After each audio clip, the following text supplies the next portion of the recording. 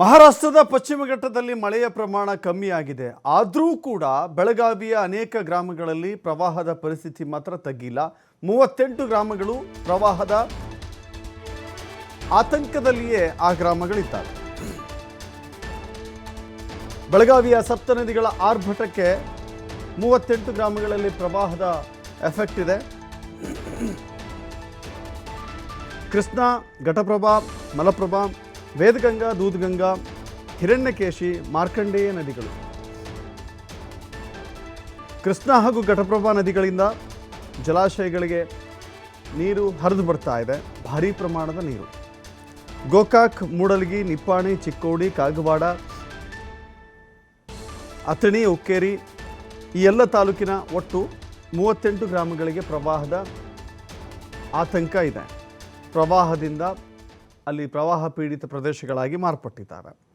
ಈವರೆಗೂ 2081 ಕುಟುಂಬಗಳಿಗೆ ಆ ಇಡೀ ಕುಟುಂಬಗಳನ್ನು ಕಾಳಜಿ ಕೇಂದ್ರಗಳಿಗೆ ಶಿಫ್ಟ್ ಮಾಡಲಾಗಿದೆ. 6000ಕ್ಕೂ ಅಧಿಕ ಜನರನ್ನು ಕಾಳಜಿ ಕೇಂದ್ರದಲ್ಲಿ ವ್ಯವಸ್ಥೆ ಮಾಡಲಾಗಿದೆ. ಜಿಲ್ಲೆಯ ಪ್ರಮುಖ 41 ಸೇತುವೆಗಳು ಜಲಾವೃತವಾಗಿದ್ದಾವೆ. ನದಿ ಪಾತ್ರದ ಗ್ರಾಮಗಳಲ್ಲಿ ಕಟ್ಟೆಚ್ಚರ ವಹಿಸಿದೆ ಜಿಲ್ಲಾಡಳಿತ. ದೃಶ್ಯಾವಳಿಗಳಲ್ಲಿ ಗಮನಿಸ್ತಾ ಇದ್ದೀರಿ, ಗ್ರಾಮಗಳು ಡ್ರೋನ್ ಕ್ಯಾಮ್ರಾದಲ್ಲಿ ಹೆಂಗೆ ಕಾಣಿಸ್ತಾ ಇದೆ ಅಂತ ನೋಡ್ತಾ ಇದ್ದೀವಿ.